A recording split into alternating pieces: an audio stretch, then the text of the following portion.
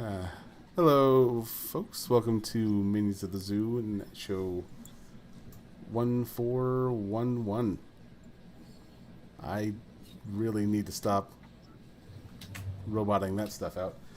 Uh, I'm your host, JohnnyHellcat. With me today are Minions Sanguine, Good evening, all. Terry Diamantis, Hello. and Pete. Hey everybody, what's cracking?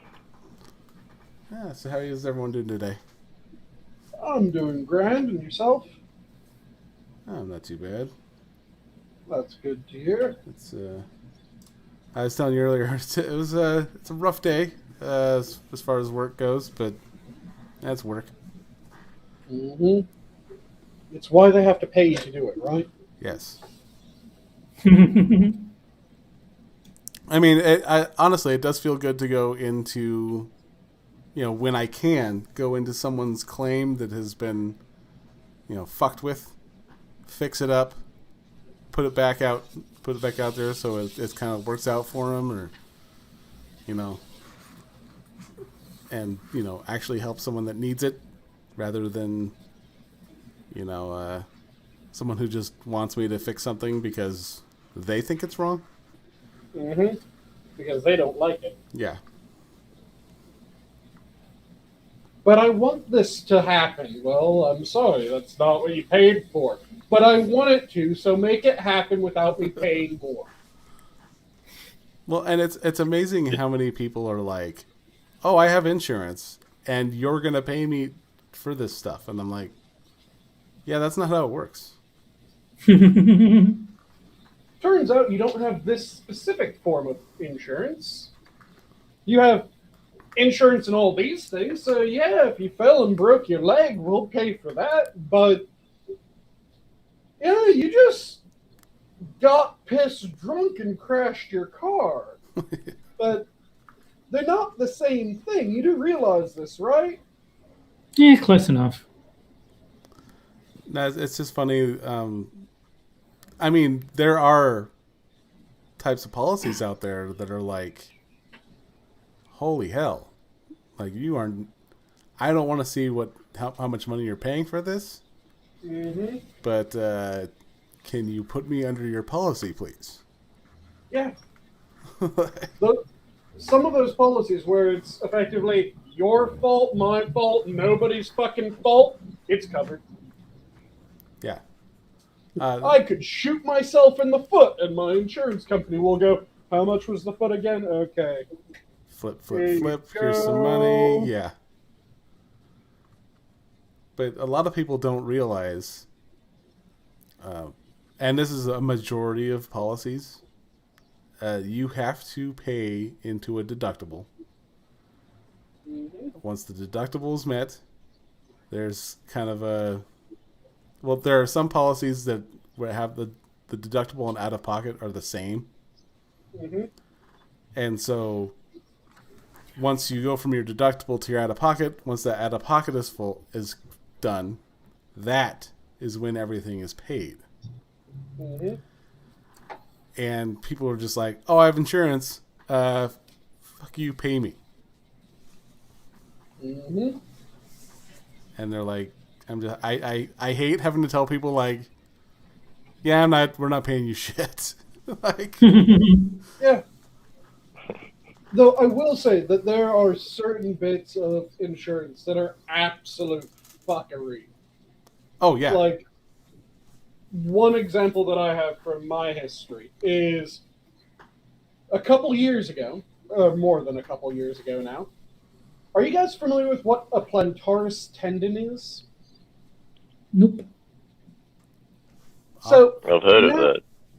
you know how monkeys have the really grippy feet? Yeah. A large part of that's due to the plantaris tendon. In people, it is vestigial to those who have it. A fair number of people don't even have it when they're born. And most people that do have it, when it ruptures, it causes absolutely no problems. I had a plantaris tendon. I still have one. I used to have 2. It popped in one of my legs, ruptured, and like I said, most of the time, people just kind of get oh, that kind of hurt. Well, it feels good now, I'm good to go. I was not so lucky. Because not only did I have a plantaris tendon, no, I had a plantaris tendon that when it ruptured with an audible snap, and then as it was retracting back up, it knotted up and was just rubbing against the muscles of my leg. Yeah, shouldn't have done that. Damn. Yeah, really nasty. So I go in and I get checked out by the doc, and the doc goes, okay, we're going to send you to physical therapy, and then we're going to send you to imaging, and then we're going to send you to a specialist. So I do physical therapy, go get imaging done. They do one specific sort of imaging. And then I go to the specialist. The specialist runs a bunch of tests and goes, okay, so I know that you already got MRI done, but you didn't get this type of MRI done, and we need this type of MRI to confirm this diagnosis. And I go, okay, fantastic, let's schedule that, because I already met the requirement for physical therapy before MRI, because this is all the same injury, right? No. It is physical therapy for each MRI, not physical therapy for each injury. Ah. Because for some reason they're hoping that the first round of physical therapy didn't work. So clearly the second round of physical therapy will magically heal this person. And we won't need If at first you don't succeed. Yeah, you don't need to do the MRI if you just end up getting healed, so we're going to make you do physical therapy again. It's more like if at first you don't succeed, pay $2,000 and try it again. Yep. So it was just, what the fuck? Because it's the same goddamn injury. It's the same injury in the same. I'm just going for a different sort of MRI. I already had one of them. I already did what the fuck? I remember when I first my first foray into insurance. I went with what was called an HMO, and that was a mistake. At least for my, I guess, it didn't match my quote unquote lifestyle. Because didn't match your needs. Yeah, and there's a few people that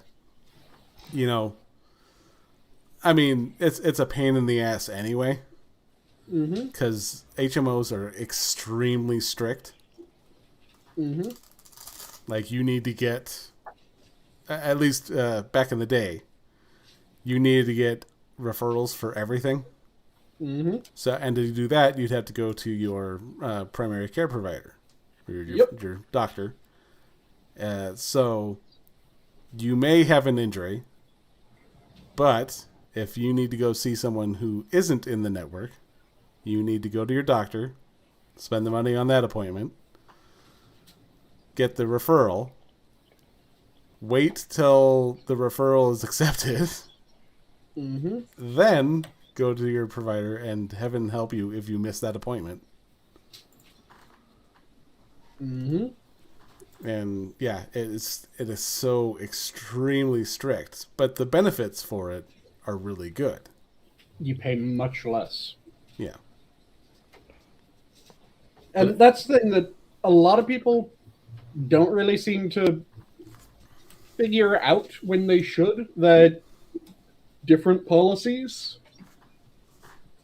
are meant for different sorts of people. Like, if you're going to the doctor's office and to hospitals a lot, go for the high monthly, low deductible. It will save you money in the long run. If you're the sort of person that almost never goes to see a doctor, Just when you do end up going, it is for something really fucked. Then go for the low monthly, high deductible, because that will save you money in the long run. Well, that's like when we were talking last time with Hammer. You know, he's got. I think he said he has a low deductible one. But yeah, I mean, his coverage is probably works best for him. Yeah, because he has fairly routine times that he goes to see the doc and goes to more major things, but that makes it so that, hey, he pays less every time that he does that, but he pays more every month. Yeah. It works out. Whereas I have the high deductible, low monthly, because I go to the docs maybe once or twice a year. I've gone once this year. See, And that was if I for see, physical. if I see a doctor, it's because he's out of work and resorted to delivering food. Nice. By the way, how's it going, Jen? It's going pretty good. I'm only kind of giggling about that because I was thinking that this morning because all the shit that's going on in Australia. I was like, so how the hell would we even get Terry out? Like, for one thing, you'd have to get him clawing out of the closet. And, like, no, I don't think that works. Have you guys seen the show Monk? Jen. Yep. He would probably be like John Turturro's character in Monk. Mm-hmm. Just where like they're trying to get him out of his house, and he ends up having like he got poisoned, and so like they're trying to cart him out, and he's like, nope, nope. Which character was that? I don't recognize the actor's name. It was Monk's brother. Mm-hmm. Oh, yep. Now I know. Yeah, the one who never left his house. Yeah. The agoraphobic. That was even more agoraphobic than Monk. Yeah, Assassin of the Grey was calling out there, Pete. He's like, maybe if you were Sheila, you could get yourself a green card a little faster. I'm like, I don't. Yeah. You don't necessarily have to do that because here's the thing: he's talking from a Western nation. Don't underestimate white women. But don't do that anyway, because that's a shit way to get to the U.S. And then you're stuck with some asshole while you bide your time to get out. You know. Yeah, I wasn't sure about. We just go to Mexico. Walk across the border. I get myself into a lot of trouble. Just say, give yourself a spray tan and come to Canada first. It's far easier. They won't even background check you. If you really want to blend in and you want a future in politics, don't go for the spray tan route. Apparently, just get some boot black and go to town. Yeah. Go full Trudeau. I reckon Pete at least could get refugee status. Have you seen what his premier's doing down there? Oh, yeah. I probably would too. What's happening in Australia is just fucked every time that I hear something new about it. Mm-hmm. And it is impressively fucked. Oh, yeah. Well, yeah, like I said yesterday, like I get that the earthquake wasn't so bad that, like, you guys are both okay, you know, your families are okay.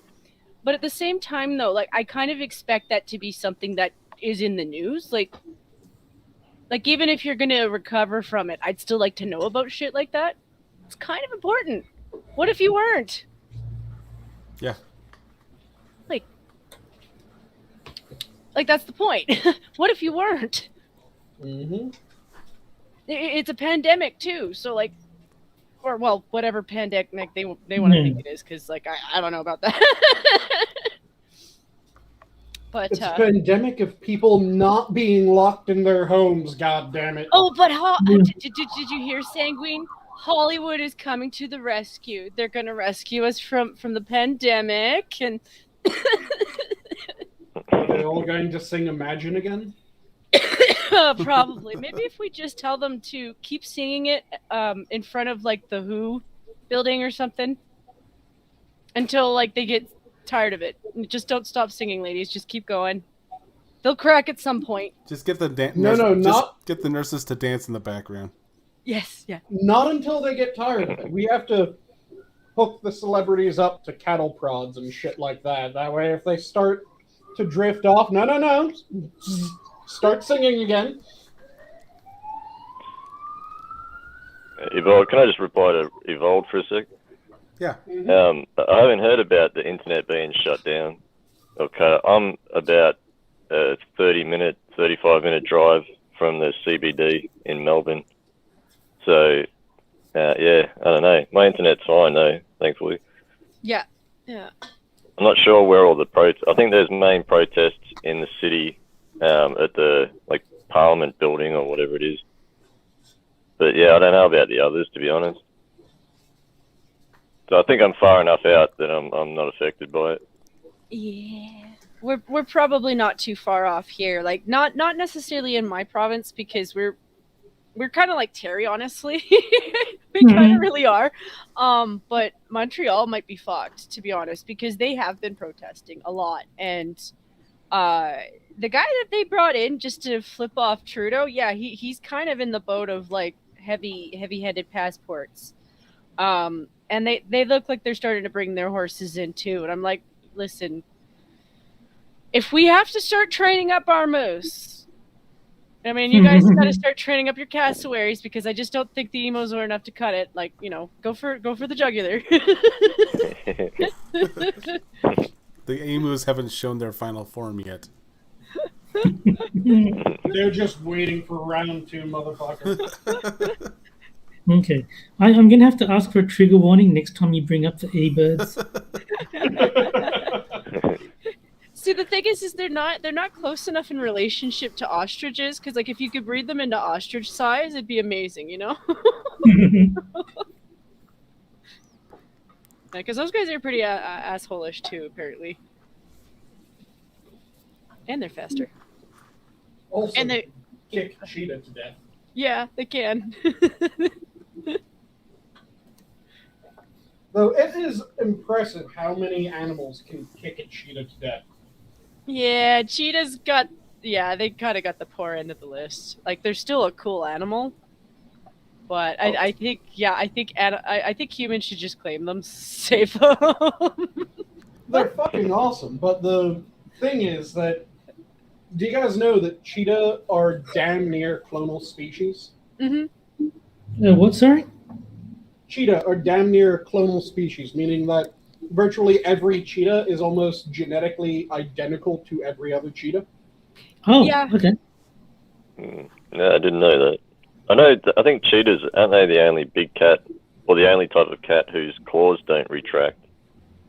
Is that right? They're more built for running than for claws. So yeah. Yeah, the problem is that the reason why they're almost clonal species is they ended up having a fairly recent bottleneck evolutionarily, where they were taken down to either just barely the 200 stable population mark or slightly below that 200 breeding partner stable population mark. And for those who don't know, if a species has at least 200 breeding pairs, you tend to end up with enough genetic diversity that they don't end up the royal family. Yeah. But if they fall below that, in time they will end up the royal family. Yeah. Oh, look, genuine blue blood. Yeah, it's not like with rabbits where you can, like, Japan has a rabbit island where they only had 6 rabbits to start with, but because they breed so much and so quickly, and it's just they get their own diversity by nature. That's what makes rabbits and rats kind of scary. Yeah, they have a decent Rabbits are little sex fiends. Yes, they are. Yeah.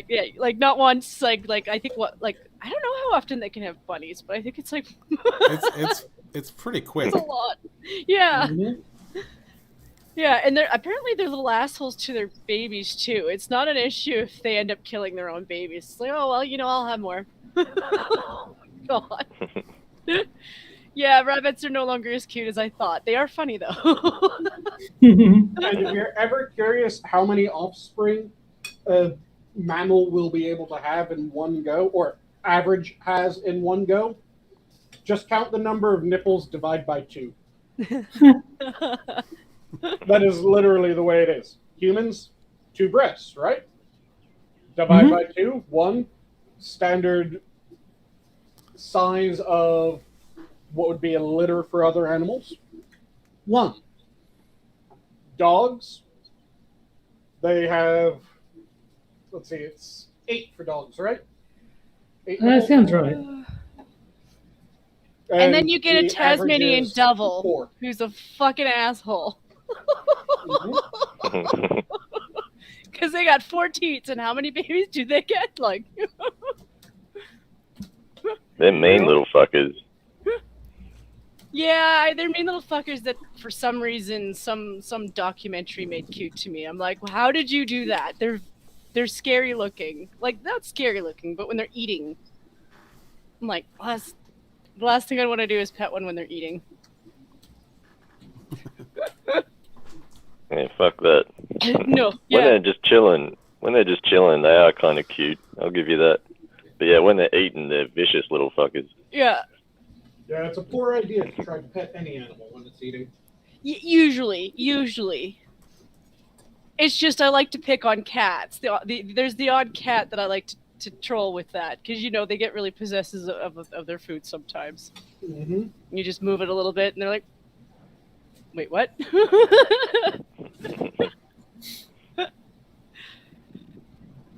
So, if we ever hear that Jen has had her face chewed off by cats, we now know why. I'm not that bad. But I did like to tease my cat on occasion. There were little things that I would do, like she had this thing for so there are certain cats where you will try to buy them toys and then realize you just don't bother because they won't play with them. Just get them a box, yeah. Yeah, just get them a box, Well, she liked scrunched up receipts. So, I would go through my purse and be like, okay, well, I don't need these anymore, so I'll just scrunch them up, and then I'd throw them at her. Mm-hmm. Every once in a while, I'd get one with a little bit of tape, and I just wouldn't notice it, or, so the thing with tape is they will get it stuck on their paw, and then they will sit there and shake it. It won't hurt them. I've seen that. You can take it off. It doesn't hurt them, but, she just get puzzled, like, what the hell is this thing? Get off me! Have you ever, a friend of mine put tape on all 4 of his cat's paws. I'm sure there's hundreds of videos on YouTube with people doing that shit too, but yeah, they freak out. They can't walk properly, and they fucking Like putting little dudes. Yep. like putting a shoe on. Or if you put something on their head, Mm-hmm. then they'll just back up constantly until and smash their head on the ground and try to get whatever it is off. Oh. Well, it's like balloons. If you take a balloon and just rub it on a sweater or something, it gets that static that makes it sticky. Yeah, I used to do that to the dog too. You just do that and you stick it on their bum, and they're like, "How do I get? What the hell is this?"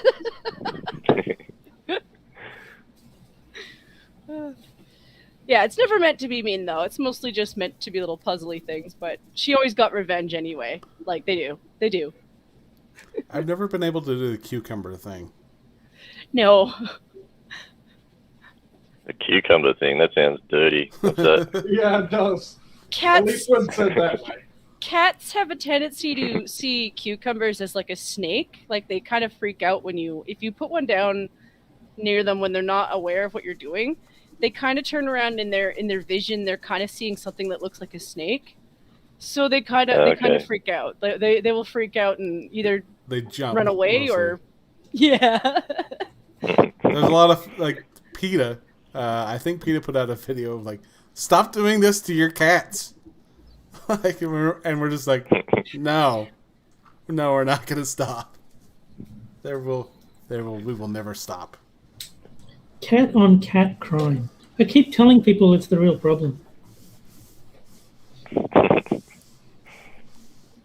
guess the PETA, they don't understand the Streisand effect. Out the internet not to do something, and then they're going to do the exact fucking opposite. Yeah. It's the law of the land. But yeah, I miss having kitties.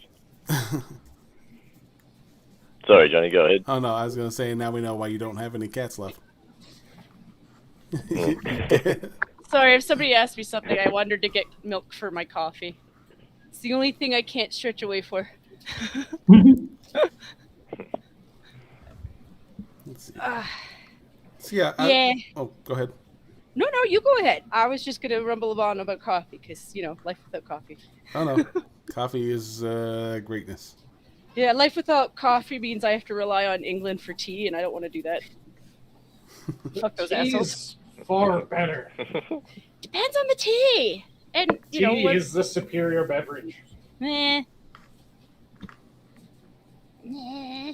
watery bean soup. Let's not start I can't drink. the soup debate. Let's not. I like both. I like to switch between caffeine because caffeine, honestly, from different things is different. Like the caffeine you get from tea is different from coffee. Just like the caffeine you get from energy drinks might not be from coffee or I don't know where that shit comes from, to be honest. Depending on the energy drink, some of them laboratory. Right? I even heard stories about like Asian energy drinks having shit from those stupid bees of theirs, and I'm like, oh, okay, no, thank you. I don't need any giant hornet venom in my energy drink, thank you. Asian energy drinks are amazing, and I love their sports drinks. Have any of you ever had Pocari Sweat? I have not. No, I haven't. I have heard Nope. of it though. I have heard of it though. Pocari Sweat's delicious. It is hands down my favorite sports drink if I'm able to get my hands on it. Doesn't sound very appetizing. No, it doesn't sound very good, but it is delicious. It's supposedly a grapefruit flavored energy drink. Well, not energy drink, but sports drink. Mm-hmm. It doesn't really taste like grapefruit. It's its own flavor. Ah. And it is delicious. Just unbelievably good. And it fills the same role as like a Gatorade or anything like that. So you get your electrolytes and all that shit. But just, oh god, it's outrageously good. Do you guys have V over there? The energy drink V? No. Terry and Evolved will know what I'm talking about. No, Yeah. I have heard of it though, but I haven't seen it here. No, the best V is Sargon's friend. Kick V. I have one time back in the day where I somehow managed to quote the evil, the Army of Darkness, because they were in the middle of a role-playing game, and V made it sound like he was going to take something from a witch, because he was going to open a book regardless of the warnings that everyone had told him about. So I told him that because he'd made an ass of himself, and now he's kind of tanked his team, he should take one for the team and bang the witch. And so I said everyone in the chat who thinks he should take one for the team should press B so that he bangs the witch. And Sargon's like, why is everyone pressing B in the chat? And he was like, yeah, just ignore that.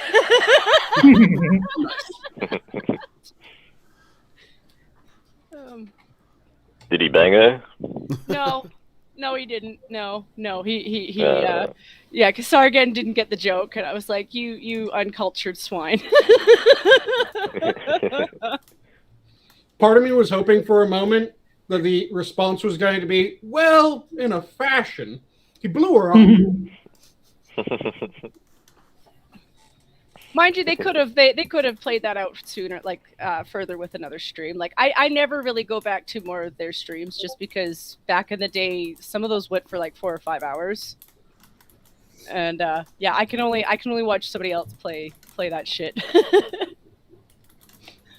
But Oh, it all depends on how engaging the characters are and the story is. I can watch some streams like that for hours and hours and hours, and then others, it's like Yes, I get it. Just move the fuck along. Fuck's sake. The best V stream was the one where there was a whole bunch of them making fun of the Russian Deadpool situation. And V starts with, so a feminist got triggered for the last time. Yep. It's like, okay, I like this guy. I like him. He is funny. Like he is actually pretty good at taking a joke. That's usually a bonus point in my books, because there's too many people on YouTube who act like they're super tough, but then you realize how squishy they are. I still to this day quote V when he's said, "It's not too soon. Too soon is 5 seconds before it happened. That's when it's too soon." Yeah, I agree with that. No such thing as too soon. Yeah. Essentially. Cops, run. Fuck your sacred cows in general. Fuck sacred cows. But I think It's a Gundam has he frequently uses a clip from a comedian. I forget which one, but he's making the same point about there's no such thing as too soon. He's like, no, it wasn't too soon. It was right on time. The guy died. I had the first joke. Fuck you.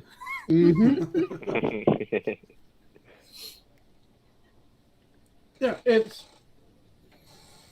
people that try to take everything too seriously are absolutely infuriating. Because if you try to take everything seriously, you're going to go insane. Well, it's not just that, but it kind of triggers everyone else around you who doesn't take it as seriously as you do. And there's always going to be one person who's going to actually be triggered by that in a different way. And that person might be me, because like I was like that tonight because I watched Scribe's TED Talk. And this lady was just like the amount of virtue signaling, and from this angle of like, oh, the world's not going to change. We're going to have to go to the past to change the world, or it made it sound like she had to go to the moon, and but the world has to kind of give her a chance because she's a victim, because she's fat and she's a woman. You have to ignore the fact that she's white, because that that means she still repressed people. But well, all these others. If she has to go to the past and she has to go to the moon, I can kill two birds with one stone. There's a fantastic comedian. He was always willing to send people there. Well, I referenced South Park. I was like, South Park has a reference for everything, because they would just send you to Mexico and pay $200 to get you sent to go visit your people on the moon. Like Shamu. Shamu. Well, there was other things too. Like she was complaining about like the way we waste our resources on things like clothing and shit like that, and how it's not fair to exploit the fat people for how much their clothing costs. And I was like, listen, lady, there's a kid in India who's working 5 times harder just so they can make your tent, all right? And that is absolutely a waste of his resources, and it's a waste of his wages. It takes more time and it uses more material. It's going to cost more. There's no way that it is not going to cost. It's going to cost more. That's how this shit works. Unless you find a company that's willing to eat that cost. But that's the first thing that you aren't willing to eat, which is the problem with your size. Exactly. It's like looking at the materials. Like what she was wearing tonight looked like a mix of like maybe polyester and cotton, because polyester does stretch and cotton does stretch a little bit, and it's a little bit cheaper. But I'm like, lady, to make your clothing, they have to plant more cotton plants, they have to raise those cotton plants, they have to pick those cotton plants, they have to process those cotton plants, they have to do 4 times as much to make your outfit, even from the basic level, than anybody else. That all costs money. And if your clothing at larger sizes does not cost more than it would at smaller sizes, and do then not buy that clothing, because there's one way that can be done. Yes. And it is done every now and then. Do you know how that's done, Joe? Overcharging on the smaller size. Well, I thought it was done more on the bulk. Like if you can find ways to get your material in on bulk, which you can do, then you can get a case for it. Neither are right there. If it costs the same for the small size as it does for the largest size, that means that all they've done is they've widened out the weave. Okay. So it requires the same amount of material, but the larger sizes will wear out quicker and will be more sheer because the threads are farther and farther apart. That makes sense. You get up. That makes sense. That makes sense. Oh, that is so cheaty. That makes so much sense. And that's how a number of companies do it. They have the same number of threads in every shirt that they make of every size.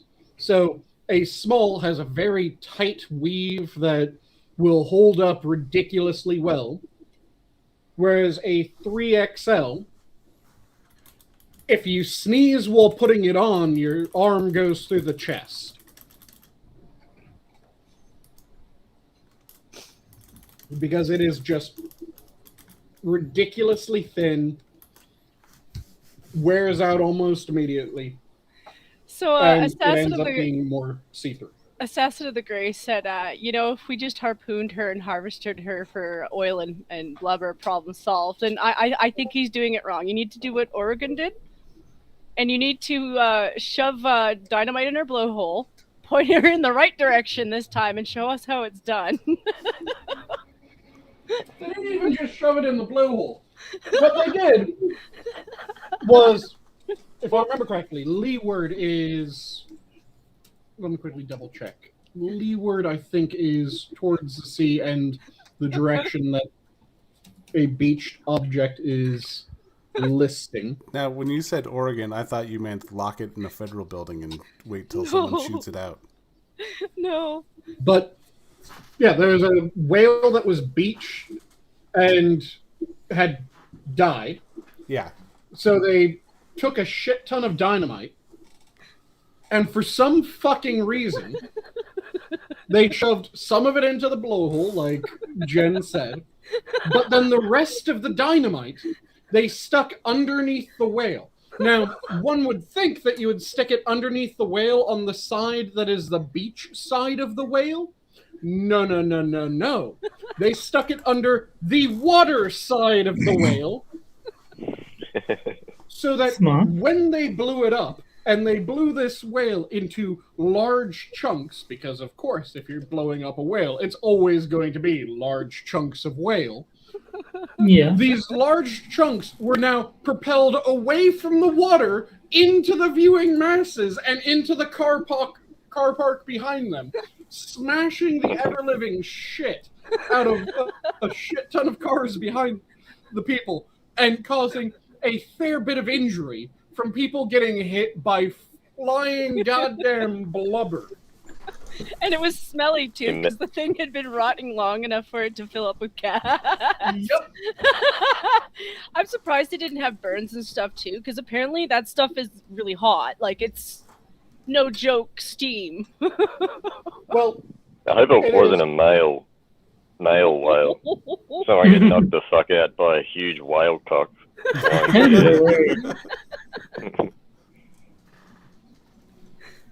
Gee, honey, it sure is nice to get out of the house one of these days. Flop. Just. I still stand that some of their reasoning wasn't entirely wrong. Like if you broke it into little pieces, like the animals would pretty much take care of it, or some of it would be easier to remove. Yeah, but spray that shit towards the ocean, not towards the viewing masses. Well, or use like a stick of dynamite, like just one, at least one, just to see what effect that would have. Just like, oh, that might project something over there. There's always that one guy that you suspect just really wanted to see if they could make it fly. It's just like, no, you would have needed a hell of a lot more than just dynamite, sir. I appreciate the science, though. But yeah, like I said, what the fuck is wrong with these people was the fact that they stuck it under the half of the whale that was pointed towards pointed towards the beach. blow that shit into the ocean. Don't just beam Jeb over there with a chunk of whale dork. And yes, dork is what whale dick is called.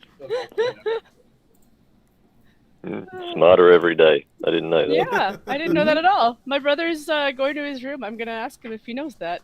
Nope. I remember back at school, people used to say that. I mean, it's good to have confirmation that it's actually true, but yeah, I heard that when I was like, 15, and people were like calling each other dorks and saying, that's whale dick. Mm-hmm. And there was Moby Dick, the biggest dick of them all, the Moby Dork. I don't know. I don't know. Whenever you're deciding that you're going to blow up a large marine mammal, always make Which we do all sure the time. that the blast is going to push them towards the water. Well, it's not the only case of an exploding whale. Like there was one where there was one where they were trying to remove it from a shore in China, and for some reason they decided to carry it through town, and everyone was going to go look, because it's like, well, how often do you get a chance to see a whale? Well, without doing anything to it, it blew up on its own, and it's like it was like their main street downtown. Covered in whale pits. I'm like, oh. And yeah, like I said, it gets really hot. So I think that one they actually had burns. That's because it's like gas and steam. I think it was reported before that it yelled, Allahu Akbar. Doesn't get hot enough to burn. It's more the stomach acid is still active. It does get warmer.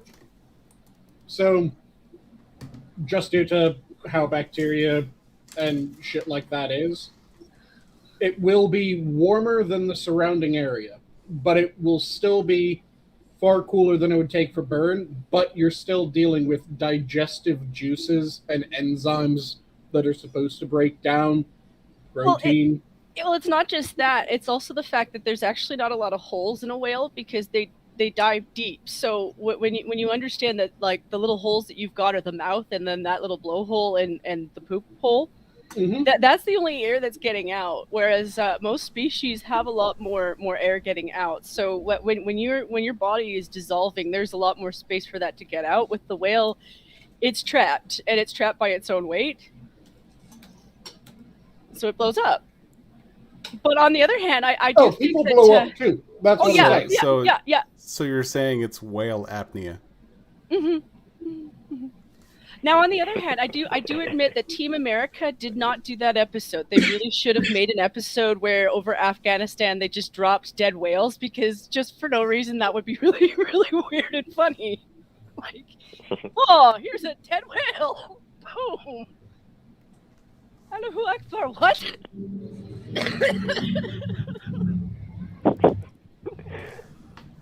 But yeah, people also will explode if they're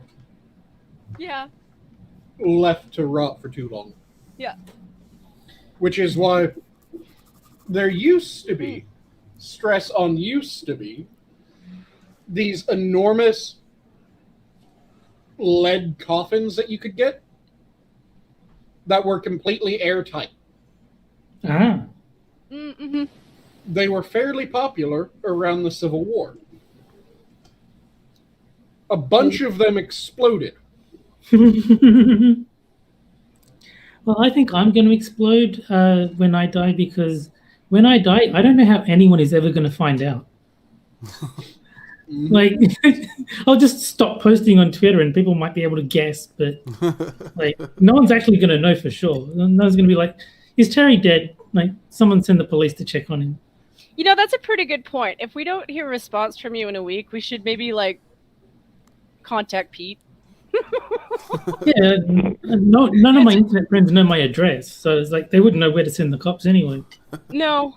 Pete's like, I know you don't know, but like, you're probably the best bet, because at least you're like, he's in this area here, I think. Wait, so Crocodile, so you're telling me Crocodile Dundee was wrong? You don't communicate by spinning a wire in the air for hours on end?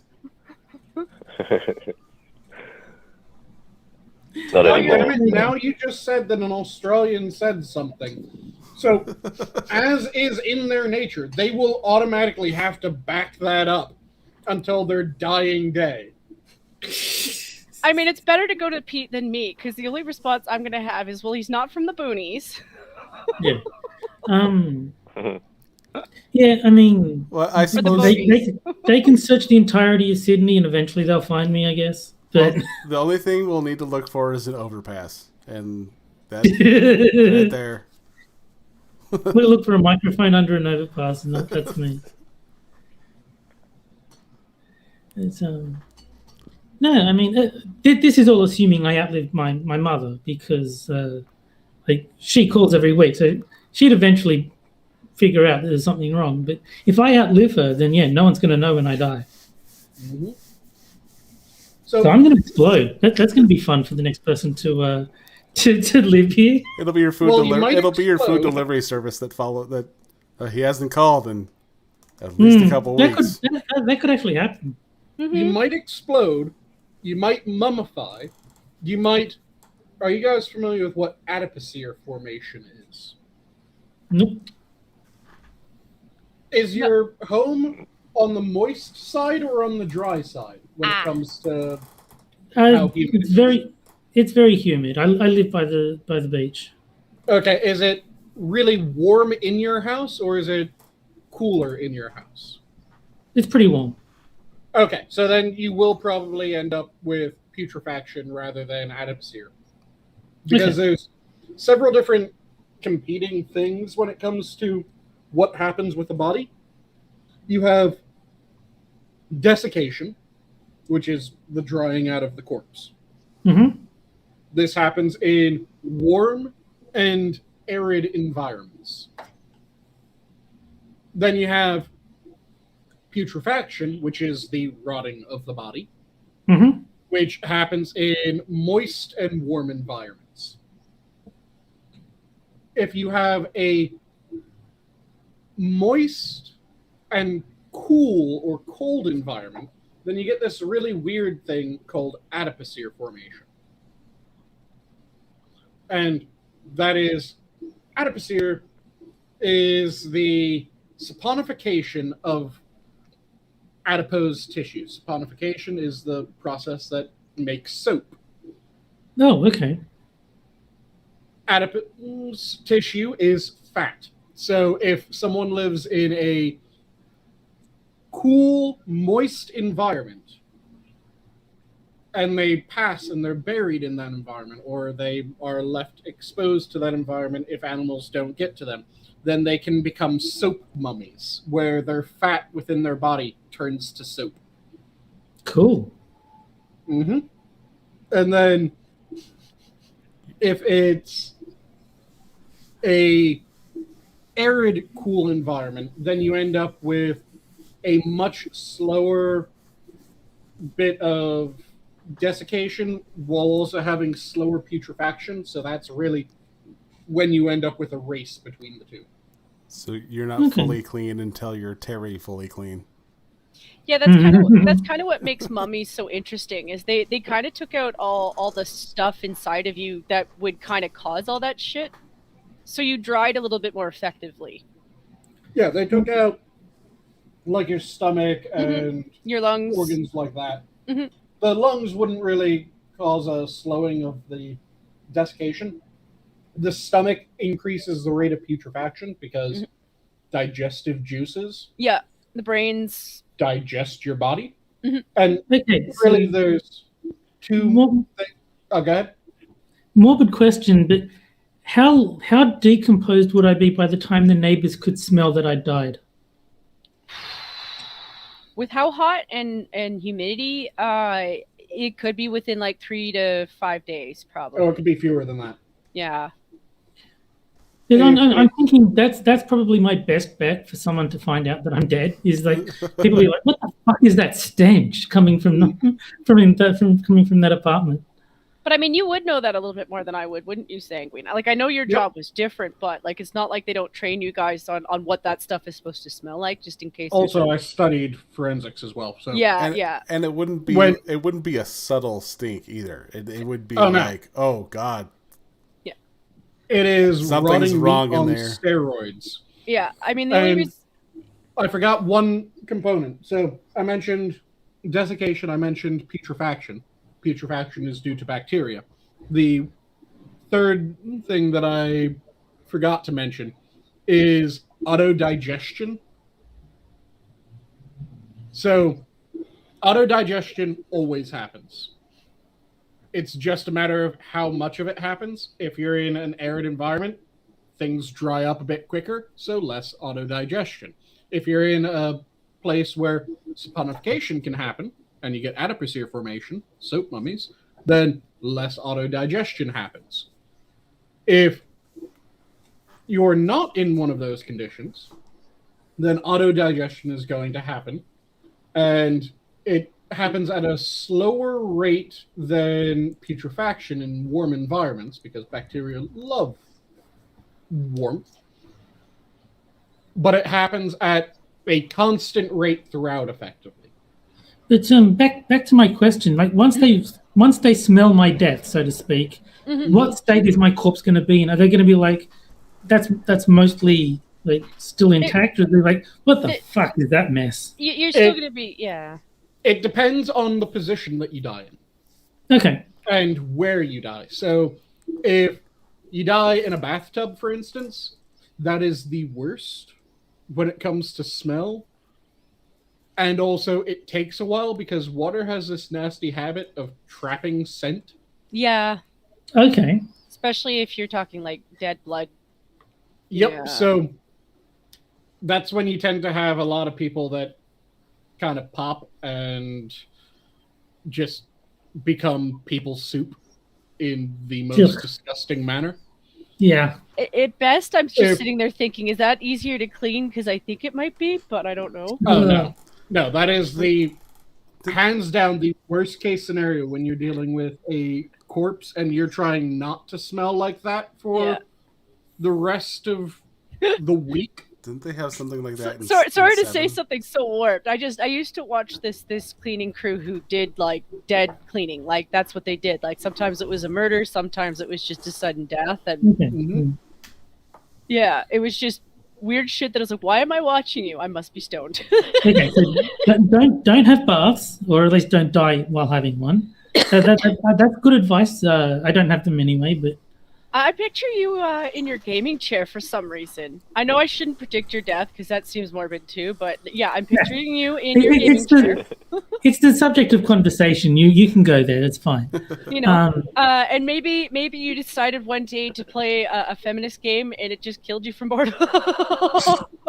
I've played plenty of feminist games. I'm still going strong. Just make sure to point in a random direction. So it just leaves sort of like some mystery to it. No. I'll draw up a map and then have an X marked in just like a random location. And so I'll be dead, so I won't see it, but everyone goes like rushing off to find this location and dig it up. And make up some initials. Write that on the map as well. Yeah. Write like A F or something, and what you need to do is you need to go full-blown Beals with it. Have any of you ever heard of the Beals Cipher? No. So the Beals Cipher is something that has not been cracked all the way to this day. So there was during the time of like the gold rush, as well as there was a silver rush around the same time, there was a man who went off, became fantastically fucking rich. I mean, just absolutely absurdly rich. And what he did was he came back. He was living in Virginia, if I remember correctly, and lived out the rest of his life just off of the amount of gold and silver that he had acquired. Because this is back in, I want to say it was 1885 that this was published, Okay. because he had requested in his last will and testament that they publish all 3 of his letters. All of them were ciphered. The first one was meant to tell you the location, if I remember correctly. The second one was the description of the treasure. And the third one was the list of all of his inheritors. The last time that someone worked through how much money it would be was in 2018, and the amount of buried gold, silver, and jewels is $43 million. I could use that. So he released these 3 ciphers, and it just circulated throughout. And actually, it was... So it hit the papers in 85, and apparently when he first wrote these and entrusted them, it was in 1820 that he first penned these and entrusted them to the person who then ultimately released them some 65 years later. So the second one has been solved. And they figured out that it was a legend cipher. So a legend cipher is when you have a work that is then used in order to decrypt the text. And they figured out that the second one was encrypted using the Declaration of Independence. This is straight up National Treasure style bullshit. So when they decrypted that, it was, I have deposited in the county of Bedford, about 4 miles from Beaufords, in an excavation or vault 6 feet below the surface of the ground, the following articles, belonging jointly to the parties whose names are given in number 3 herewith. The first deposit contained a 1,014 pounds of gold and 3,812 pounds of silver, deposited November 1819. Just so he knows, there is a word for 1,000. Yes. The second was made December 1821 and consisted of 1,907 pounds of gold and 1,288 of silver, also jewels obtained in St. Louis in exchange to save transportation and valued at $13,000, which tells you how much of a goddamn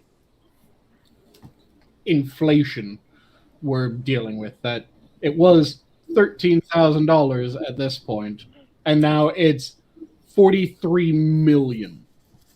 Good Lord. The above is securely packed in iron pots with iron covers. The vault is roughly lined with stone, and the vessels rest on solid stone and are covered with others. Paper number 1 describes the exact locality of the vault, so that no difficulty will be had in finding it. No one's been able to decrypt paper 1, nor have they been able to decrypt paper 3. I don't think anyone's really trying on paper 3 any longer. No. I was going to say, I mean, can you imagine they find it's like, I'd love to distribute this, but we don't know what paper 3 says. I'll just have to keep it. Yep. But yeah, it is something that has been ongoing, and it has these surges and dips in how many people are looking into them. Like I said, for the third cipher, it has pretty much been, Whatever. Yeah. Now, I would love if they finally find it and it's just a piece of paper that says friendship. Nice. Friendship is magic. Oh, and also, this has popped up in pop media a fair bit. It was in Unsolved Mysteries as well as UK Mysteries and several other things about this, and also the Declaration of Independence. It's often mentioned that, oh yeah, the Declaration of Independence used to encrypt the second note of this fantastic fortune. Like in that one movie, that one time, with Tom Hanks. And lemon And juice. they also tried to see if it seems likely that these are actually properly encrypted messages or whether they're just completely random. And it seems like they're properly encrypted messages due to the Oh. analysis. Oh, that's neat. Yeah, they don't seem as random as it would be if they weren't actual messages that are encrypted. Yeah, I always kind of laughed at that one movie though, because I always kind of wondered, I really want somebody to do that, like take lemon juice and then see if you can get that result after it's been sitting there for 10 days Mhm. or 100 days or 10 years, and then come back and then try that trick because I'm like, I think it evaporated beforehand. It would just probably stain by then. It's just... Yeah, I'm just saying, for a document that's as old as that one, I always kind of laughed at that one. Like, I get what the trick is that you're talking about. That one, I don't think it would have worked that way. And Assassin of the Grey, yes and no, potentially. So, for the most part, yeah, if someone knows exactly who they want to inherit something, they'll just give it to them. Yeah. But from what I remember of the story, he was very untrusting of his immediate family. So he was worried that his family would abscond with a large portion of it. Thus, his hiding it and going, okay, whoever fucking finds out, rather than just going, okay, here's my last will and testament. Make sure that Jenny gets the silver and Thomas gets the gold. But if I his family- said sexism here. I'm kidding.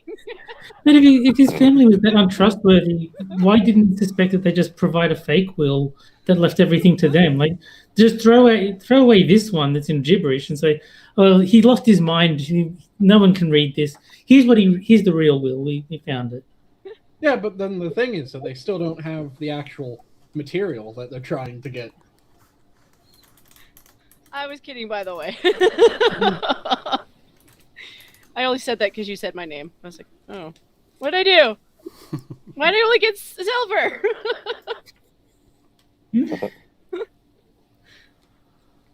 No, I think I would just set up a sort of a pseudo treasure hunt, and at the end it would just be me. It'd be a little video of just me laughing and calling you an asshole. Yeah. No, you do a photo of yourself doing the circle game so that someone gets to punch him. Oh yeah. I'm trying to remember when the bank run happened because Assassin brought up, no, you put it in the bank and you hand the will to a lawyer. The problem is that if I remember correctly, this was around the time of a bank run, which, have any of you ever heard the term a run on the banks? Or the Yeah. phrase, rather, a run on the banks. Yeah. Do you know what that means? The bank had too much Mexican food, now it's got the runs. No, that would be less damaging than what it actually means. Anyone else care to know? I'm picturing Wild West nonsense, and I don't know why. So, a bank run is when a bank does not have a larger bank that insures it. So, it has only the amount of money that it has to hand. Mm. if everyone suddenly loses confidence in this bank and there's no insuring body over top that's able to continue paying out after this, a bank can end up paying out all of the money that it has. Yeah. Okay. Thus being unable to continue business and having to close, completely collapse, causing people to lose money. Yeah. So bank runs were fairly common at various points in history. There's even a story that's commonly used in order to explain how fucked up these could be, where it's about a guy who, I think it was in the mid-1800s bank run.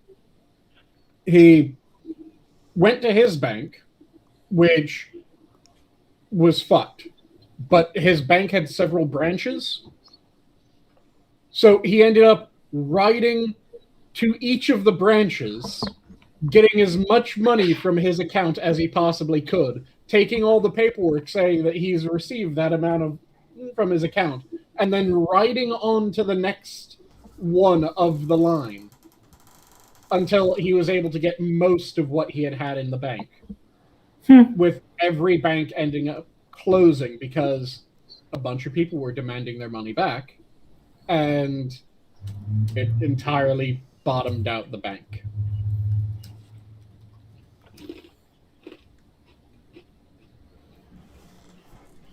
That's pretty horrifying. Yeah, there's a domino effect of this in the 1930s, where it was a shit ton of banks all ended up closing throughout the Southeast, where one bank got tapped out, which caused people to lose confidence in their bank, which caused them to go and withdraw as much money as they could from their bank, which caused that bank to bottom out, which caused more people to lose, and it just cascaded into a shit ton of banks going completely under, and people just absolutely losing their shirts because they weren't able to get their money. And once the bank goes under, there was no, okay, I get this money back, right? Right? Someone please tell me I get this money back? No, you don't. It's gone.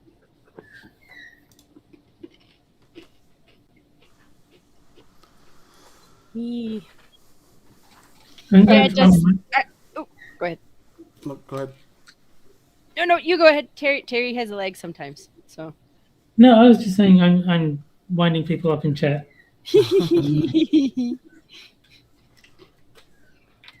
And it was partially the bank's fault, partially the just situation at the time. And yes, this is why the FDIC ended up popping up after the 1929 bank run happened, which is the one that I was just referring to, the one that happened in the 30s.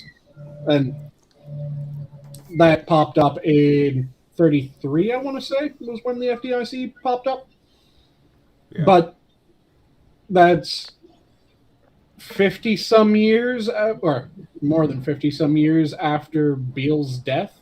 So if you had been in a situation where you knew, oh, banks go under fairly routinely, and you have this vast sum of money, you don't trust your relatives to make sure that it gets to the right people. Yeah, it becomes more reasonable to have this what the fuck cipher and treasure hunt in order to get the amount of money. But yeah, that's what a bank run is. That's why a lot of people were really nervous about banks. And yes, but the problem is Assassin. If Assassin said they cannot read safely or safety deposit boxes, put the assets in those. The problem is when the bank is gone, Who maintains the safety deposit boxes, Assassin? There is no bank. I'll do it. I'll take them. You can trust me. Mm-hmm. You know, So stuff if like you don't know if the bank is going to be there, even if the bank does not withdraw money from safety deposit boxes, it might be gone, which means that that money just goes to whoever is the person that cracks open those boxes first. Still not to the person that you want to get it. So get your drills ready. he might be a fraud, but your legs to stand on are far shakier than you originally thought. Like I said, the thing is that the messages do seem to actually be messages from the analysis.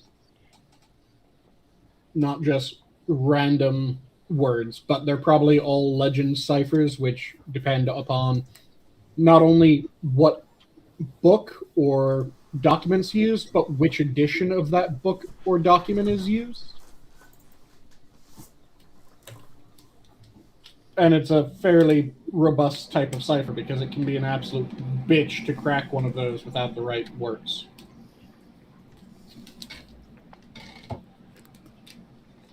Which means as time goes on, it becomes far less likely that the ciphers are ever going to be legitimately solved. What about the Zodiac Cipher? Was that ever fully solved? I don't think it was it? nope. Let me double check. I remember there being a news story not terribly long ago about the Zodiac Cipher.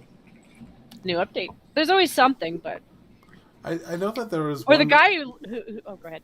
I thought there was one cipher that was left by a serial killer that was found out.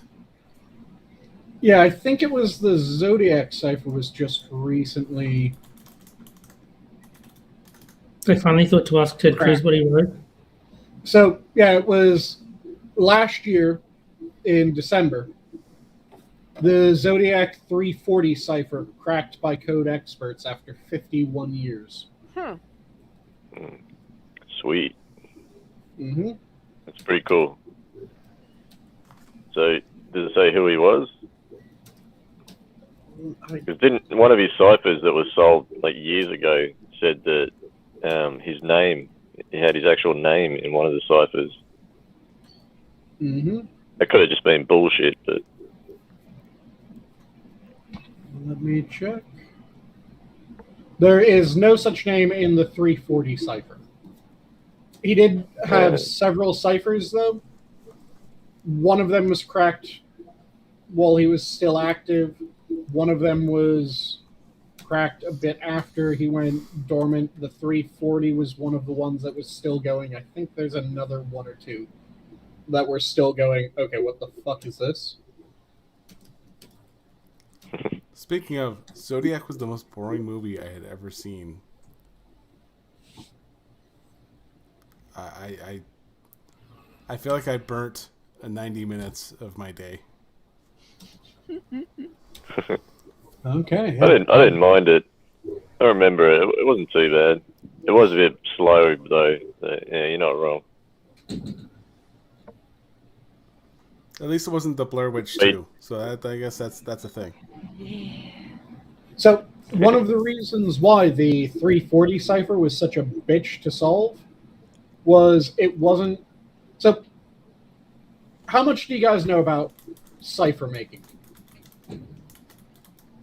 Yeah, not a lot really. I know that they put them on cereal boxes. So there's a shit ton of different ciphers that you can use. The most common one is the single substitution or the simple substitution cipher. So that would be something like, okay, you're writing this letter, but rather than writing the letter that it's supposed to be, you shift everything one letter to the left in the alphabet. I know Lucifer is the devil. I know that one. God damn it. So that's an example of a simple cipher. Then you have complex ciphers where it'll be a, for instance, one that I came up with that I was using just because I'm an absolute dork and I decided to do it for a D&D campaign that I was in, that my character would do shit like that, was a shifting cipher where there was a keyword that when you knew that keyword and when you could find that keyword, you could decipher the entire bit of text without any problem. Because that keyword set the cipher pattern. But without that, it would become an absolute son of a bitch because there were 7 shifts in the cipher that would happen in rotation. So, for instance, the first one would be shifted 2 positions to the left. The second letter would be shifted 7 positions to the right. The third letter would be shifted 4 positions to the left or to the right. And it would just, every letter for 7 letters long would be shifted one way or the other. And at the end of 7 letters, it would start again at the beginning, which makes it a bitch to solve in standard cipher cracking because you need to know a key phrase in order to figure out the shifting. Yeah. This is kind of how the Enigma code ended up working.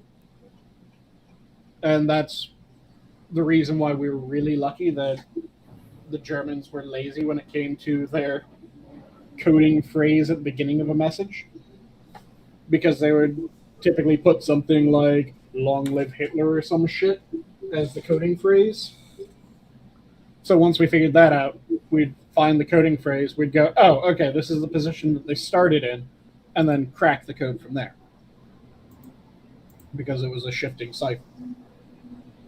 Then there's older ciphers, like there's one that was used by Romans, which involved, you get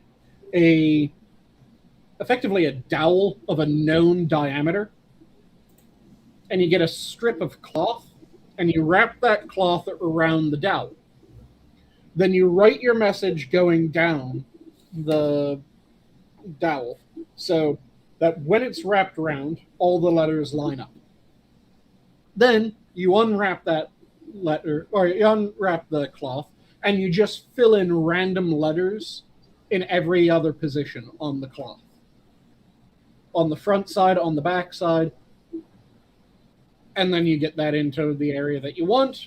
In order for the person to be able to solve the cipher, they have to get the same size dowel, wrap it, and suddenly they can read it.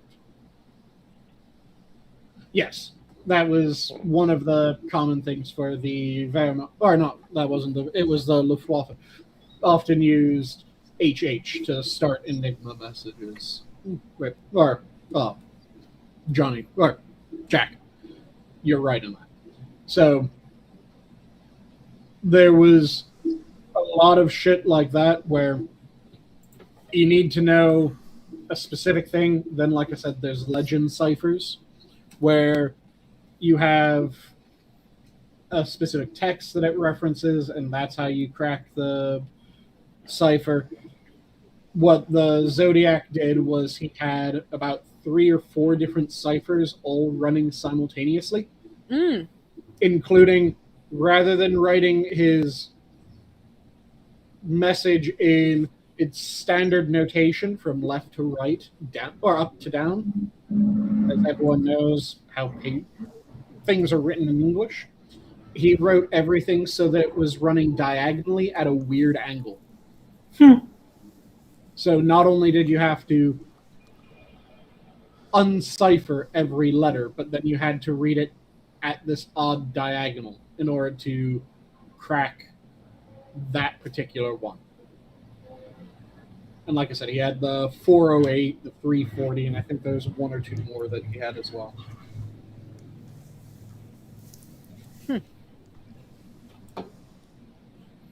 Well, there's a clue right there. The guy's into Egyptian, archaeology. Yeah, there's a tip. No, it's amazing what they can find out now based off of shit that happened back in the day. Mm-hmm. Now they just gotta find out what happened with the guy who hijacked that plane and still managed to get away with it. Because that's the other big mystery.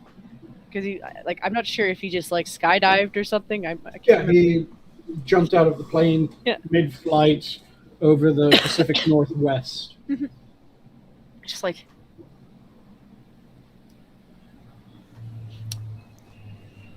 That's yeah, it's just seemingly random behavior that yeah, okay, yeah, take me over there, and then I'm just gonna exit the plane a bit early. Mm-hmm. And for those who don't know, it's D.B. Cooper is the name of the guy. Okay. Yeah, D.B. Cooper was the name of the hijacker who got the massive amount of money and then jumped out of the plane over the Pacific Northwest. He did technically get away though. Oh yeah, everyone knew his name to begin with. It was never a question what his name was. Just what the fuck ever happened to D.B. Cooper. Yeah.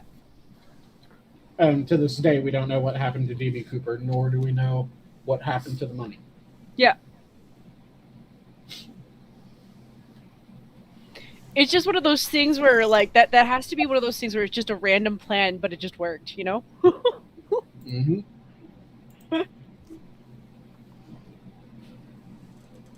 Yeah, it's kind of like there's the whatever happened to the men who successfully broke out of Alcatraz. Because you guys know that story, right? I remember, yeah. Not the details, but yeah. Everyone assumes that they probably died in the escape, but there's a fair chance that no, they had a decent go at getting out of Alcatraz entirely. And if so, what the fuck happened and why did we never find the bodies? Why did we never find any evidence that they failed their escape? In fact, they're all living in Argentina with Hitler and Elvis. And Kurt Cobain. Yeah. Yeah. That just reminded me of the stupid messages of, we should build a statue to the man who killed Hitler. Yes, I saw that on Twitter. Yeah. Yep. You know that Hitler killed himself, right? No, he died in South America. I'm like, no, that's like Sasquatch talk, jackass. It's Mengele that died in South America. It's just these people don't realize how flat earther they are. Mm-hmm. Yeah, and the thing is that they always reach for, oh no, Hitler died in South America. No, you don't need to go through that shit. Can't you just be content with the knowledge that Mengele ended up doing that? I mean, that's fucked up enough, isn't it? That Mengele survived and ended up dying by, I think he just fell while he was old and died of the fall. Which is fucked, because it was goddamn Mengele.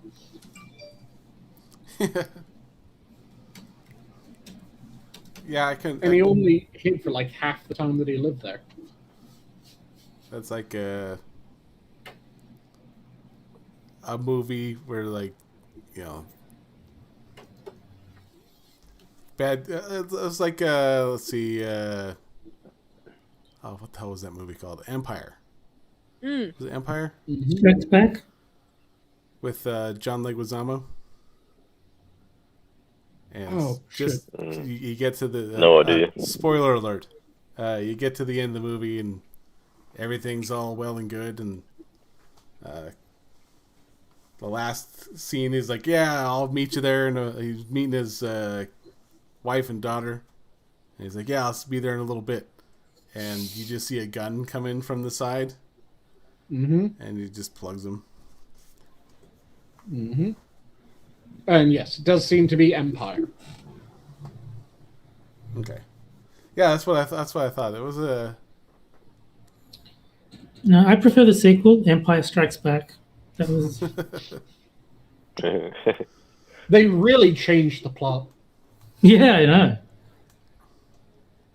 Yeah, I was gonna go somewhere completely different and guess at like Empire Records or something. And I was like, no, that's a very different movie. Yeah, that's a. That's a way different plot. Entirely.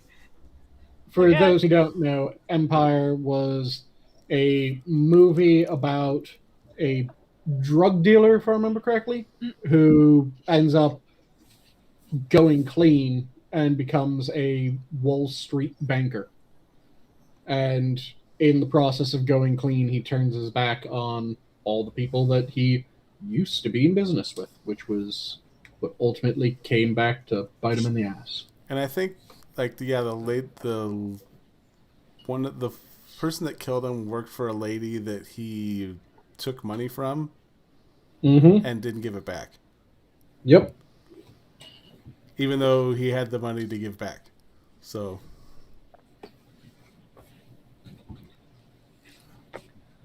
like, I'm kinda- and like he, I think he didn't he like start going.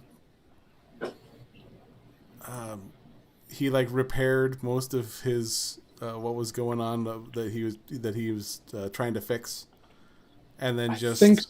like forgot, I guess, to pay this lady back. Mm-hmm.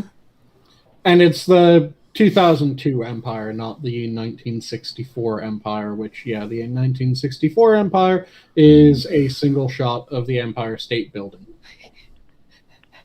Sounds riveting. Yeah, Yeah. it is a movie that is made of single shots of the Empire State Building early in the evening it's early in the evening until about 3 a.m. the next day. And it's just sitting in front of Empire State, watching it from early evening to 3 a.m. It was a movie made by Andy Warhol. Oh, so yeah, art. Yeah, that doesn't sound like a movie. It just sounds like a really long photo. Oh, it's pretentious drivel, yeah. But the one that he was Andy referring Warhol. to. I'm Okay. not surprised. Yeah. I'm not surprised with Andy Warhol. He's a weird motherfucker. Mm-hmm. But yeah, the one that he was referring to was the 2002 Empire.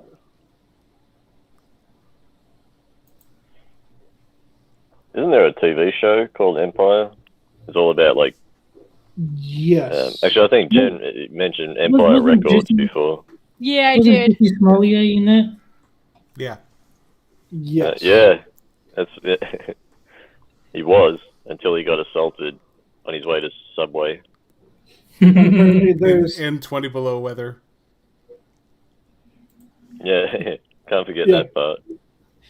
This is mega Well, country. I haven't even seen that movie in the longest time either. It was just like, what other empires do I know? Records? Yeah, No. No, Empire? my friends love that movie, and I could not stand it. There's like, it's one of those ones where like, there's maybe the odd joke where you're like, oh, okay, but it's really a stoner film. It really is a stoner film. I've never watched it stoned though, so I guess I can't speak from experience, but yeah, reflecting back on it, like most of the people that I knew who watched it were epic stoners. So, and to respond to something that Assassin just said in chat, Assassin and I have said many times that modern art, the only part that's art about it is the art of the deal with how the fuck they sell these goddamn works. yeah, no, seriously, that really is the art.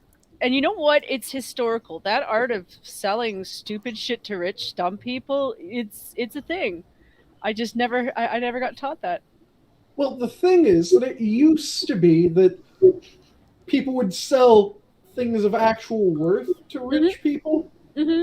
and the rich people would only purchase it if they went, yeah, I like this. Now people are having the meaning behind the work explained to them. And, oh, isn't it so deep? Don't you want this? And really, it's some jackass with a paint roller and red paint. Yeah, I feel like it's the guy selling the outfits to the macaroni back in the day. Yep. It just drives me crazy, and I wish that people would start... Well, part of the problem is also the money laundering aspect of modern art. Yeah. As well as the massive tax breaks due to modern art. All of you guys know how both of those work, right? I'm afraid I don't. Okay. I remember you explaining it, but you should do it again anyway. So the way that the tax breaks with modern artwork is a fantastically rich person will go to a modern artist, request them to paint a thing for them or to make a work for them. The artist will do so in the loosest sense of the words. And then the person who just got this work of art, in the loosest sense of the word again, will then get it appraised. And pretty much every time one of these people gets something appraised, it is in the millions, if not tens of millions of dollars range. Which then they'll take this work that they paid, that they commissioned. They didn't pay anywhere near that millions, tens of millions. And then they'll gift that to the local modern art museum or to the local insert group here. Mm-hmm. And they'll write it off as they had a charitable donation that was tens of millions of dollars in value. They never paid tens of millions of dollars for the painting, but now they can write off tens of millions of dollars in charitable donations, which then they're able to deduct that because they make sure that they give the paintings to the proper people. Then you have influence brokering happening with art as well, where you'll have some influential putts with a feckless child. Just to throw a random name out there. Let's say the child's name is Hunter. Yeah, I was wondering when he'd come up. And Hunter has always been a shiftless fuck that he goes from one vice to another, never actually doing any proper work, but he's always kept in good standing, mainly because he's an influence broker, or not really an influence broker, but a go-between for influence. So if you enrich this Hunter guy, then the wealthy or powerful father will, or mother, whoever, like I said, just a random name I picked out of the blue, will end up scratching your back. So Hunter decides that he's going to get into art, and he has never done art before, has absolutely no portfolio, nothing that would indicate that he's a fantastic artist, and his works also indicate that he is not a fantastic artist. Yeah, I remember that. But then these works, for some very strange reason, sell for millions of dollars. Yeah, it's one of those things where you realize Chips draw better than he does. Yeah, and because you just bought his work for these millions of dollars, well, clearly you're going to get something out of it. The work of art isn't actually worth that amount. So what could it be? Is it possible that the person who has been influence brokering is continuing to influence broker, but only using modern art because it is one of the most ridiculously unregulated avenues of the economy, because no one actually pays attention to whether or not these works are actually worth the amount that they're saying that they're worth. And it's already used for money laundering and tax evasion and a bunch of, oh yeah, that seems fairly likely. So that's how it's used for influence brokering. See, And I- then, The words pay to play Mhm. come to Yep. mind. and then the way that it's used for money laundering is much the same as, you guys get how money laundering is done with smaller businesses, right? Like restaurants and dry cleaning businesses tend to get wrapped up in money laundering schemes fairly frequent. Yeah. You guys know how that works, right? Where- Allegedly. Yeah, where they do X amount in sales, but it's always like X plus 10% is what they report. Mm. So, do much the same with art. And yeah, the sale was for $110 million. The person only ever really paid $100 million. But at $10 million, it just happened to appear. Thus cleaning dirty money. Speaking of art, I like to show out that I do commissions, much like this one that I made for Terry a while ago.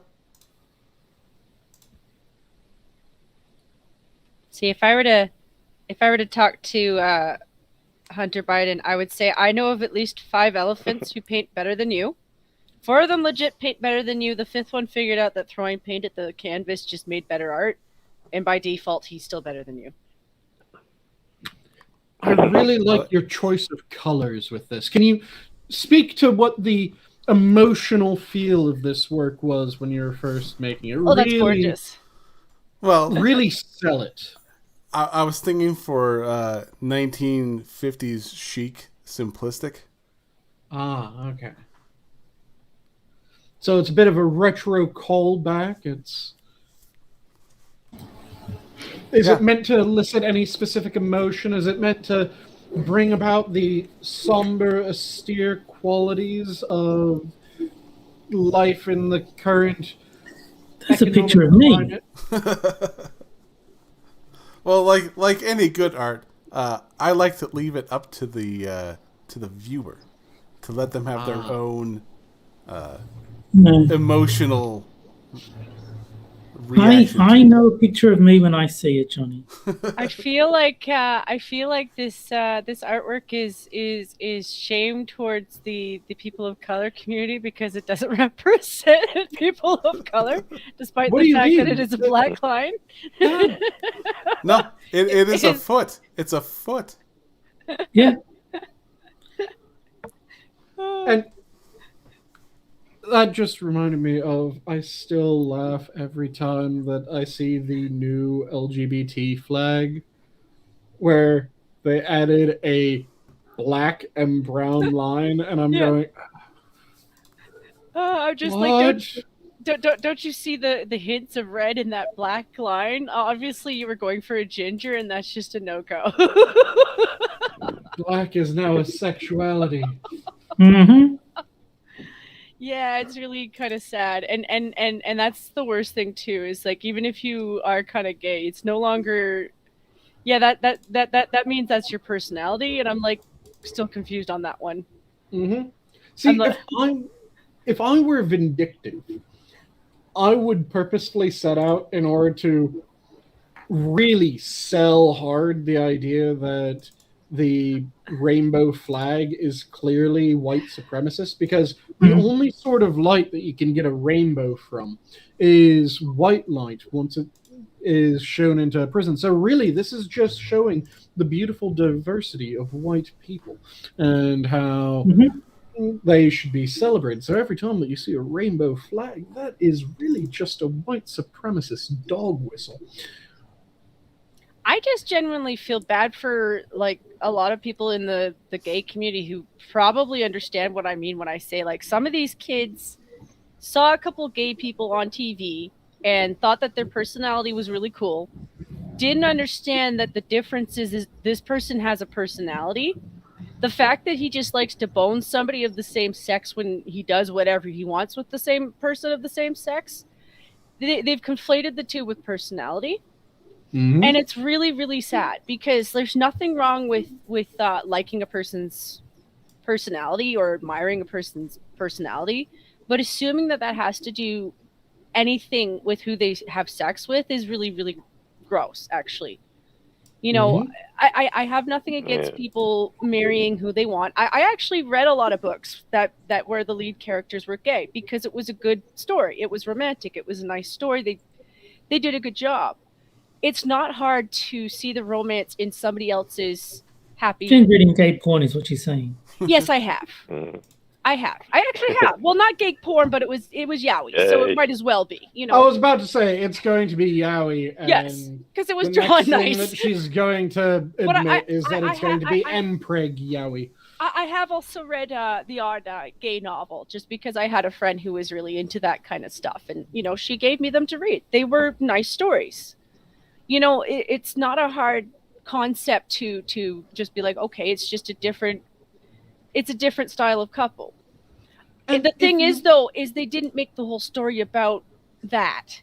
Well, see, the thing that I would say is that I don't even have a problem when the story is about someone being gay or lesbian or what have you, so long as it makes sense why the story is about that. So, for instance, there's a series that I rather enjoyed, which is the Black Magician's Apprentice, followed by the Traitor Queen trilogy. And both those series I really enjoyed. Two of the main characters in both of those series are gay, and they are known to be gay characters. Yeah.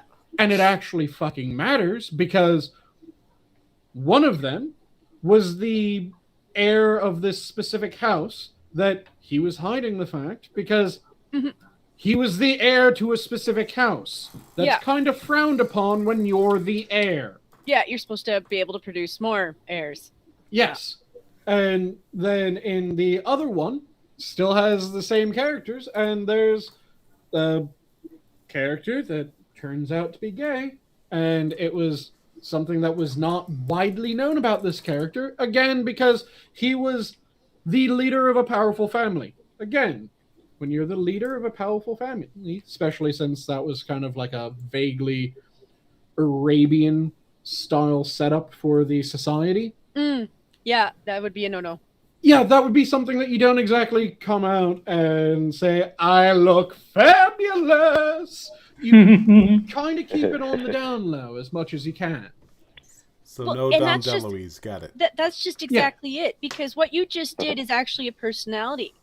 Yep. Like, that is, in fact, somebody's personality. And you've got people copying a personality and conflating the two with who that person is banging. And I'm like, it's an entirely different thing. And it's okay to say, I admire this person's personality. Yep. And that was the other thing that I was going to bring up, that even in that, even when one of the major characteristics of these, or not characteristics, but plot elements of these characters is the fact that they're gay, because they have to be a bit secretive about that so that they don't get found out and then disowned, or found out and probably fucking murdered and shit like that. No. It's these people happen to be gay. The first two were both ambassadors. One of them was a wizard. And most of what you knew about them was that they were extremely charismatic. They were intelligent. They were able to figure shit out and get deals made. And that was 90% of their character. And then it was just, oh yeah, and this shit's been going on as well. So that became fascinating character. When the character shows up and their entire character can be surmised with, oh, that's the gay one. And here's the thing: you can still have the flamboyantly gay character and make him appealing. It has been done before. The thing is like I've actually followed a few characters for this reason, because they were so freaking brave. It wasn't so much that they were gay; it was that they were so brave and they were so loyal to their friends that, like, regardless of their flamboyancy and their silliness, you could clearly see that they were loved by the whole group. Mm-hmm. And that's a valuable character, because they kind of uplift you and they kind of push you and motivate you because of it. That's that is somebody that, yeah, I do admire those people. I don't care who they sleep with. I hope that they have a good life with the person that they love. But I don't want to know everything about what they do. There's certain privacy things where, like, even culturally speaking, to me that feels like you're violating your own relationship when you share too much. To me. Like, there's certain times where it's okay to do that when you're having that kind of conversation, but when you just blurt that stuff out, you've just told me secret stuff that should have been kept between you and the person that you claim to give a shit about. And that's why I don't like it. Like, to me, that's the violation that you're doing. And a lot of cultures feel that way. Like, Asian cultures really do. Like, that's your personal stuff. You should keep that to you and your family. And the thing is that when they try to defend those sorts of characters, they always use the worst goddamn examples of, well, they do it with straight characters too. Okay, what's straight character? Well, James Bond. I can name a fuck ton of characteristics about James Bond other than the fact that he likes fucking women.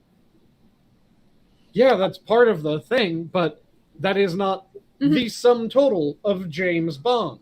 Name me a character that you can sum up their entire personality with they like fucking. Yeah, I talked to Unholy Reaper about that too, because apparently they've decided to go X on this Black James Bond character, and I'm gonna still call them out for it, because they're just really being lazy. Like, there are two examples of ideas that they could have gone with for a character that could have been like a James Bond, but not James Bond, but cool enough to give you that impression. You either go back to Grace Jones, who is still kind of gorgeous. I'm just saying, like, in terms of charisma, she still carries a screen because she has personality. It's amazing what personality does, and she was already kind of gorgeous anyway to begin with. But she's what is called, like, I call her a firecracker, or like a hot pepper. If you eat this woman, she's going to burn you alive. So you better make sure you're prepared. Make a dipshit excuse reason for why she didn't die, and just give her own fucking little role. You would bring in a lot of people, because she kind of does her own. She does bring in her own crowd.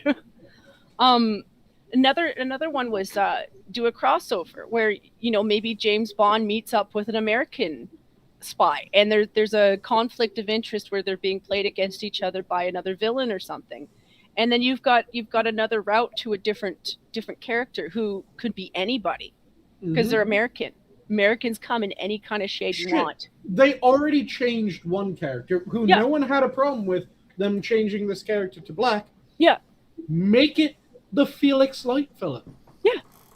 Because Felix Light was not a black man in the original versions, but he was a black man in the Casino Royale. No one had a problem with that, except Quagmire isn't even just he likes to get fucked. Quagmire has a deeper character than just liking to fuck. He also hates Brian. Yeah, and he has his own personality. He cracks jokes. He has things that he likes and that he doesn't like beyond just screwing and not being screwed. Whereas there are characters that the only way that I can sum them up is that, well, they're the gay one. Quagmire's from Family Guy, Assassin. But do a spin-off series of James Bond that's about Felix.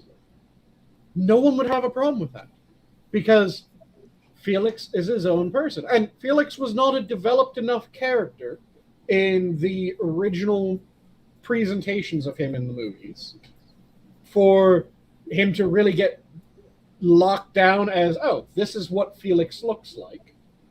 Whereas if you suddenly change James Bond is James Bond. It isn't a code name that he's working with, and we know it's not a code name. And even in the movie that was trying to hint that it might be a code name, they shot that in the fucking dick when they decided that Skyfall was the Bond family manor. If James Bond is a code name, it's just really fucking convenient that the person who's James Bond in the Bond movies was apparently with the surname Bond now, isn't it? So, if you want to have a black spy, by all means, have a black spy. You can have it be in the same universe. Like I said, Felix. Give Felix his own series. No one would have a problem.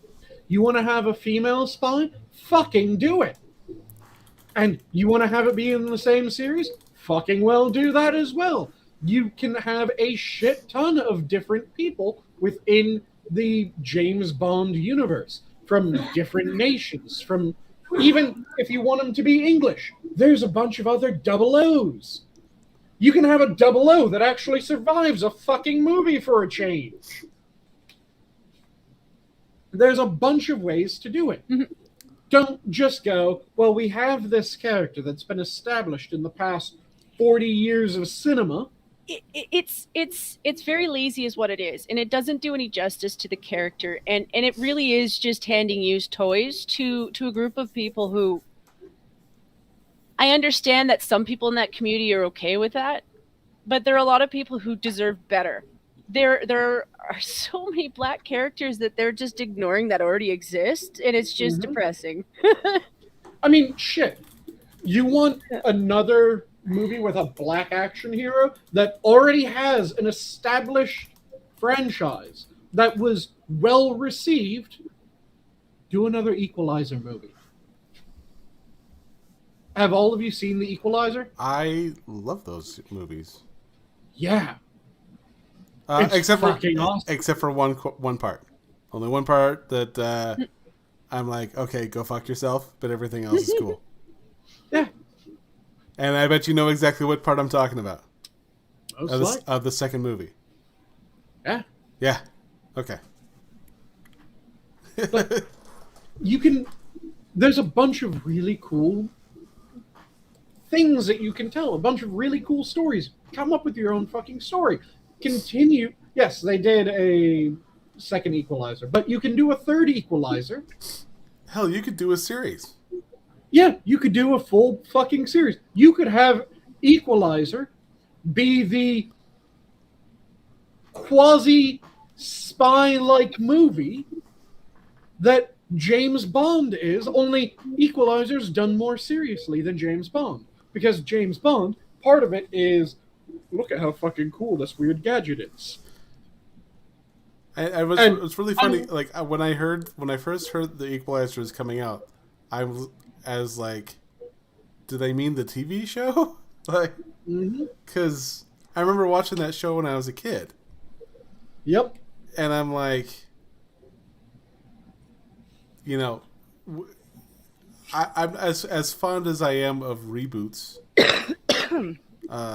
But yeah, as I saw that and I'm like, okay, you know, that is following the CinemaSins rule of 20 years plus, I guess, given the time frame there.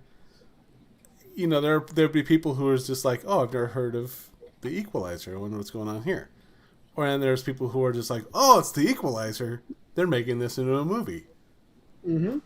And yeah, it was so good. But yeah, you can have the Equalizer be that franchise that comes out one every 2 years.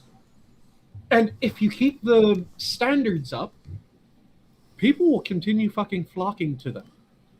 And if you reach a point where he isn't able to play the role anymore, Denzel gets too old to play it, find someone else, just like they did with James Bond. You can do that shit. You can make an entire franchise about this black character, and it could be awesome because they're their own fucking character. You could do that with a score of different things. You could make your own entirely new spy genre movie where it has some elements of James Bond, because you always kind of have some elements when you're talking the same broad genre, right? But a different character with a different story. You could have him be MI6. You could have him be part of the CIA. You could have him be part of insert spy agency here. You could make up a spy agency completely out of fucking whole cloth and run with that, and people would probably enjoy it. People don't like it when you take a character that is established and has this long continuity and suddenly change it. I've mentioned it before. There's certain characters that you can change like that without too much of an issue. The Kingpin from the shitty Daredevil movie was a fantastic example. Michael Clark Duncan as the Kingpin? Fuck yes. Yeah. Because the main things about Kingpin was not, oh, Kingpin's a white guy. No, the main thing about Kingpin is he's this monstrously huge, just slab of muscle with a bald head and is intelligent. Michael Clark Duncan was this massive slab of muscle with a bald head and was able to play the intelligent part. You could buy Michael Clark Duncan talking about how I've already thought through everything that you're going to do, and you wouldn't be going bullshit. So he met every other part. He wasn't white, but Kingpin does not have that same sort of, oh no, it has to be the same look. It just has to have most of the notes hit. Whereas when you're talking James Bond, no, you need an actor that kind of looks like all the other James Bonds. Otherwise, when you have your James Bond marathon, you're suddenly going, who the fuck is that? Oh, that's James. What the fuck? Because there was no question when Pierce Brosnan starred in his first James Bond movie who Pierce Brosnan was in the movie. You looked at him and you went, oh, he's Bond. And you did that with fucking everyone. Yeah. But I think I'm going to follow Pete's lead. It's getting to that point for me. So Oh, it is actually kind of late. yeah, Oh, yeah. I was gonna say it's yeah, we're getting there. So how's about some parting thoughts, Terry? Bye. All right, Jen. Yeah, I didn't realize it was almost 11:30, so I wasn't really thinking of parting thoughts. But since it's that time, everybody have a good evening, and remember that it's Friday tomorrow. I think that means that you have to work soon, though, Sanguine. So I'm sorry. Nope, this is my second night off. So Yeah. I have one more night. And then you're back to work. And then I'm back to work. So I'm in the middle of my weekend. Oh, that's good. That's good. So you're still relaxing then. Yep. And to everyone else who has to work tomorrow, that's what I mean. Just remember, like you're almost done. You're almost at the weekend, and All right, and Sanguine. So before I end off with my standard, there's something that I recently heard, and when I hear certain sorts of things, I like to recommend them because there's certain poems, certain speeches, shit like that I think everyone should hear, and some of them I think that every guy should hear. One that I recently ended up finding is True Manliness by James F. Clark. There's a fantastic recitation of it from a YouTube channel, Red Frost Motivation. If you haven't heard True Manliness by James Freeman Clark, I recommend giving it a listen. It's right up there with Invictus Vidia Lampada if and Osmondias. It is a fantastic speech. Also, right up there with the Man in the Arena and the We Few, We Happy Few. Oh, Give thank it God. For a second there, I thought you were going to go with an earworm like the Coconut song. No, that isn't inspiring. That's just ridiculously catchy, and I do recommend giving that a listen. And you only need to give it a listen once, because then any time that you hear coconut, you will immediately think, the coconut nut is not a nut. And you'll just immediately launch into it. Without fucking fail, because it is that goddamn catchy. But I will leave off with my standard of, if you're passionate about something, make sure that you devour it. Don't let it devour you. All right, and I will two-part mine. If you're looking into getting insurance, as we've started with this conversation before talking about Dead Terry, if you're gonna look into insurance, be very sure as to what you're getting. Don't just blindly buy something. You need to know what is going to be best for you and your situation. And given that, I will stand with my quote from Daffy Duck. I don't like pain. It hurts me. Nice. Wise words. And on that, the zoo is closed. Have a good night. Bye, guys. Have a good night. Good night, guys.